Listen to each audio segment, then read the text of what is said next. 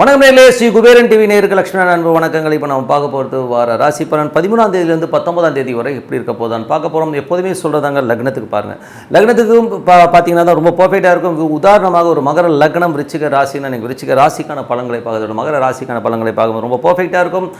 First வரது பொது பலன்கள், அதுக்கப்புறம் பார்த்தீங்கன்னா உங்களுக்கு தசாபுக்தி பலன்கள் வரும். ஸோ உங்களுக்கு என்ன தசாபுக்தி அந்தரங்கள் நடக்குதோ அதை லிங்க் பண்ணி பார்க்க ரொம்ப பர்ஃபெக்டாக இருக்கும். வீடியோட எண்டில் டிப் ஆஃப் த வீக் இருக்குது, மறக்காமல் பாருங்கள். கடகராசி. ஸோ கடகராசிக்கு வந்து பார்த்தீங்கன்னா உங்களுக்கு ராசி அதிபதி சந்திரன் வந்து 12ல் இருக்கும்போது முதல் அந்த திங்கக்கிழமை மட்டும் கொஞ்சம் செலவாரமாக இருக்கும். அதுக்கப்புறம் எல்லாமே சிறப்பாக இருப்பதுக்கான வாய்ப்பு ரொம்ப நல்லாயிருக்கு.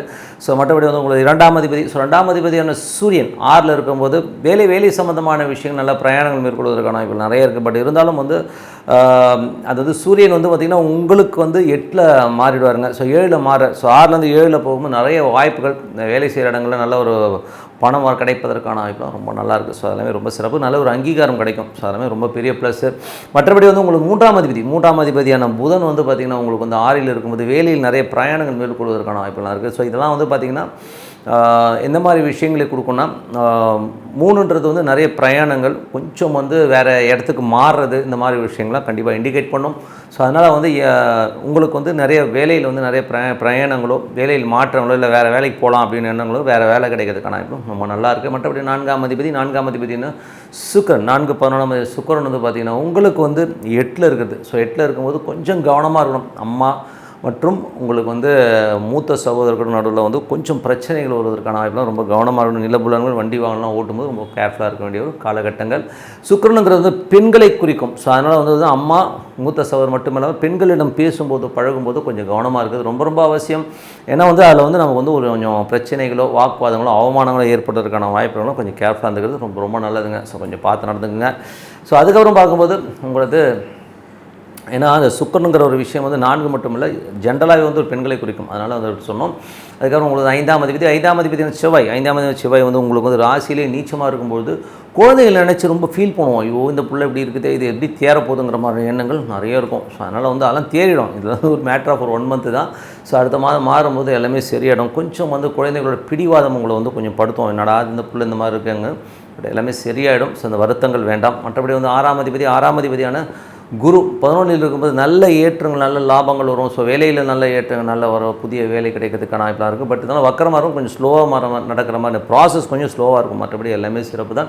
7ஆம் அதிபதியான சனி வந்து உங்களுக்கு 8ல் இருக்கும்போது கணவன் மனைவிக்குள்ள நிறைய ஒரு வாக்குவாதங்களோ ஒரு ஸ்ட்ரெஸ்ஸோ இருக்கிறதுக்கான வாய்ப்புகள் இருக்குது. பட் இருந்தாலும் என்ன ஒரு நல்ல விஷயம்னா 8ல் உள்ள சனி வந்து குருடைய சாரத்தில் போகும்போது திடீர் அதிர்ஷ்டங்களையும் திடீர் லாபங்களையும் அள்ளித்தரதுக்கான வாய்ப்புகள் ரொம்ப நல்லாயிருக்கு. ஸோ அதில் வந்து நல்ல ஒரு பாஸ் வரதுக்கான வாய்ப்பு ரொம்ப நல்லாயிருக்கு. பட் என்ன குரு வக்கரமாக இருக்கும், கொஞ்சம் கம்மியாக கிடைக்கும், மற்றபடி உங்களுக்கு வந்து பார்த்திங்கன்னா 9ஆம் அதிபதி குரு வந்து 11ல் இருக்கும்போது உங்களுக்கு வந்து வெளிநாடு தந்தை சார்ந்த உறவுகளால் நல்ல லாபங்கள் நல்ல ஏற்றங்கள் வருவதற்கான ரொம்ப நல்லா இருக்குது. 10ஆம் அதிபதியான செவ்வாய் வந்து உங்களுக்கு ராசியிலே இருக்கும்போது புதிய தொழில் சம்மந்தமான விஷயம் ரொம்ப கேர்ஃபுல்லாக இருக்கணும். ஏன்னா வந்து அது நீச்சமாக இருக்கும்போது தொழிலில் வந்து சின்ன அவமானங்களோ ஒரு மனசலனங்கள், மனசில் வந்து நிறைய காயங்கள் ஏற்படுறதுக்கான வாய்ப்புகளும் ரொம்ப கவனமாக இருக்கணும். தொழில் ரீதியான விஷயம் கவனம் தேவை. அதுக்கப்புறம் உங்களுக்கு 11ஆம் அதிபதி சுக்கிரன் வந்து 8ல் இருக்கும்போது கொஞ்சம் கவனமாக இருக்க வேண்டிய ஒரு காலகட்டம். ஏன்னா அது பாதகாதிபதியாக இருக்கும்போது யார்கிட்டையும் ரொம்ப திட்டு வாங்குறது, மற்றவங்க வந்து உங்களை வந்து மனம் நோகிற மாதிரி பேசுறது, இல்லை நீங்கள் அவங்ககிட்ட ஏதாவது சாபம் வாங்குற மாதிரி விஷயங்களாக இருக்கும். ஸோ சில பேர் விட்டுருவாங்க, அவனா மண்ணில் விட்டுருவாங்க. ஸோ அந்த மாதிரி ஆட்கள் தான் கொஞ்சம் கேர்ஃபுல்லாக இருந்துக்குங்க. ஸோ அந்த மாதிரி விஷயங்கள் நடப்பதற்கான ரொம்ப கேர்ஃபுல்லாக இருக்க வேண்டிய ஒரு காலகட்டங்க.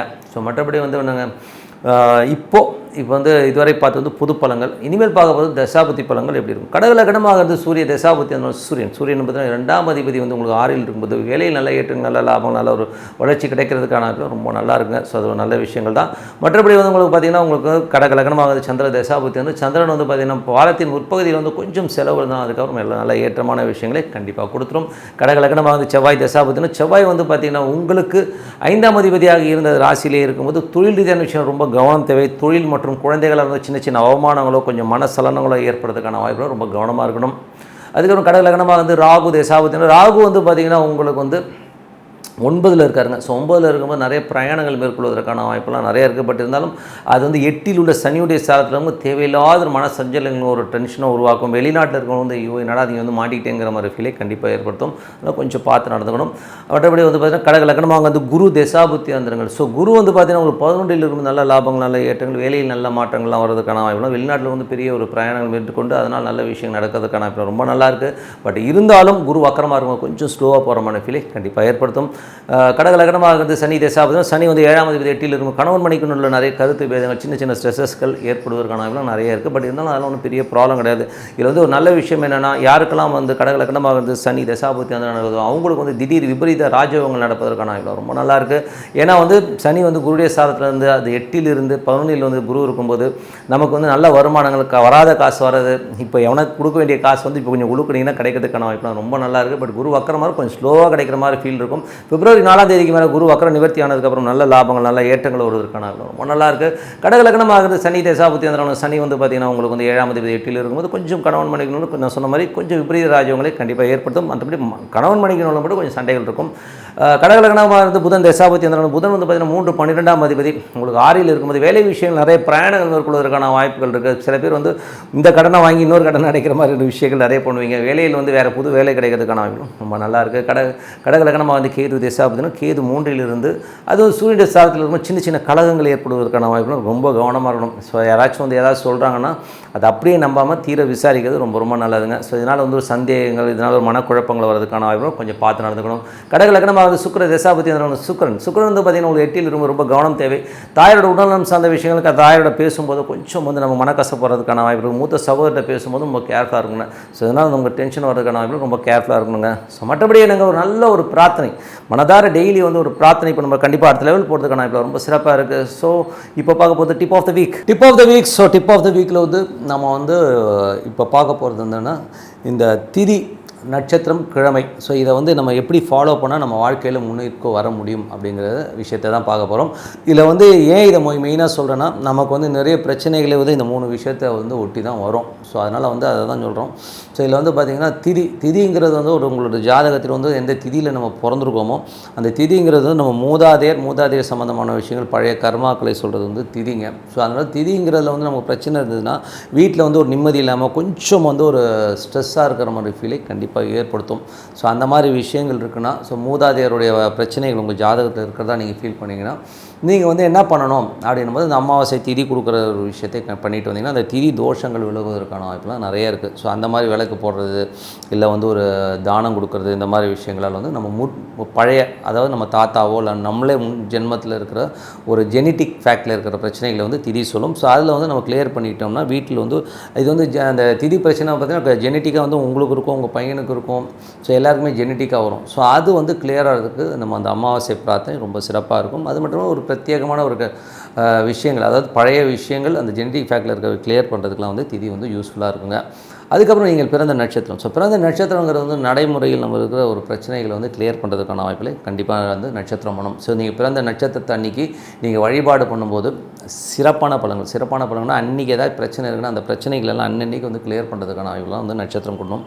திதிங்கிறது வந்து பார்த்திங்கன்னா மூதாதை அந்த பர்டிகுலர் திதி அன்றைக்கி அந்த தெய்வத்தை அந்த திதிக்கான தெய்வத்தை வழிபடும்போது அந்த திதிக்கான பிரச்சனைகள் நீங்கும்.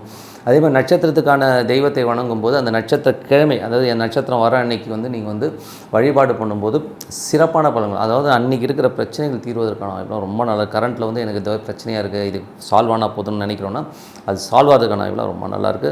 அதே நேரத்தில் வந்து பார்த்திங்கன்னா கிழமை. ஸோ கிழமைங்கிறது வந்து எப்படி வரும்னா நட்சத்திரம்ன்றது ஒரு இது வரும். ஸோ கிழமைங்கிறது வந்து பார்த்திங்கன்னா நீங்கள் நம்ம ஒரு சனிக்கிழமையில் பிறந்திருப்போம் இல்லை திங்கக்கிழமையில் பிறந்திருப்போம். ஸோ நம்ம பிறந்த கிழமை அன்றைக்கி வந்து வழிபாடு பண்ணும்போது நமக்கு ஃப்யூச்சர் நாளைய சந்ததிகள் வந்து ரொம்ப நல்லா இருப்பாங்க. ஸோ நீங்கள் இதை வந்து நீங்கள் ஃபாலோ பண்ணிட்டு வாங்க அடுத்த கட்டத்தில் சிறப்பான வாழ்க்கை கண்டிப்பாக இருக்குங்க. ஸோ அதனால் மனதார வந்து எப்போதுமே சொல்கிறதான் ஒரு பிரார்த்தனை தினமும் ஒரு தெய்வத்தை பிடிச்சிட்டு அந்த தெய்வம் நமக்குள்ளே இருக்குன்னு சொல்லி நம்பிக்கையோட பிரார்த்தனை பண்ணி நம்ம கண்டிப்பாக அடுத்த கட்டத்துக்கு போகிறதுக்கான ரொம்ப நல்லாயிருக்கு. ஸோ நல்ல விஷயங்கள் நல்ல மாற்றம் பிரார்த்தனை அவசியம். உங்களிடம் விடைபெறுவது உங்கள் லக்ஷ்மி நாராயணன். நன்றி வணக்கம். ஸ்ரீ குபேரன் டிவியை பார்த்தமைக்கு நன்றிகள். மேலும் இது போன்ற தகவல்களை தெரிந்து கொள்ள ஸ்ரீ குபேரன் டிவியை சப்ஸ்கிரைப் செய்யுங்கள். மறக்காமல் பெல் ஐக்கானை கிளிக் செய்யுங்கள்.